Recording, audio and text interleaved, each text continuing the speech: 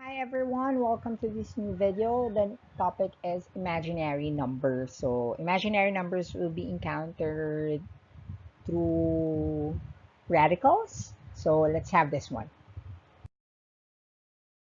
Okay, in imaginary numbers, these are the basics. So numbers that do not belong to real number system. So when you talk about real number system, it's the union of rational and irrational numbers. So these are also known as unreal numbers because you cannot see it in a figure. However, it is part because it explains what is impossible. So when you go on higher math, these are things when you mix the reality to the unreal possible solution. Okay? Okay, let's have now the concept. The concept here is this one. Square root of negative 1 is equal to I. I means imaginary. So when you use this one, when you encounter negative one, square root of negative 1, that would be I. So for example, square root of negative 9.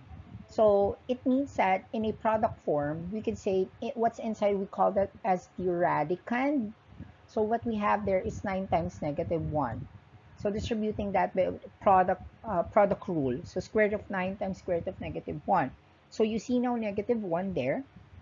So what would be the answer is positive negative 3i. Okay? Now, let's have now another concept. Okay, here's the other concept. What is the square root of negative 16 and what is the principal square root of negative 16? This some kind of good to discuss because what would be the answer? So let's talk about what is the square root of negative 16 now. When you talk about square roots is how the process would work. So negative square root of negative 16 on the product rule. So you have now square root of 16 times negative 1. So the answer would be 4i.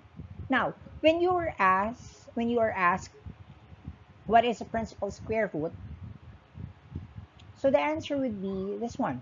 So you have now square root of negative 16, that would be equal to square root of 16 times square root of negative 1. So the answer would be positive negative 4i.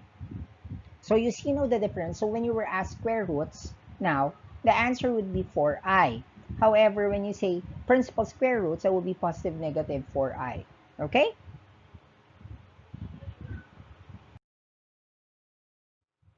I hope you learned something today. So thank you for watching this video about imaginary numbers.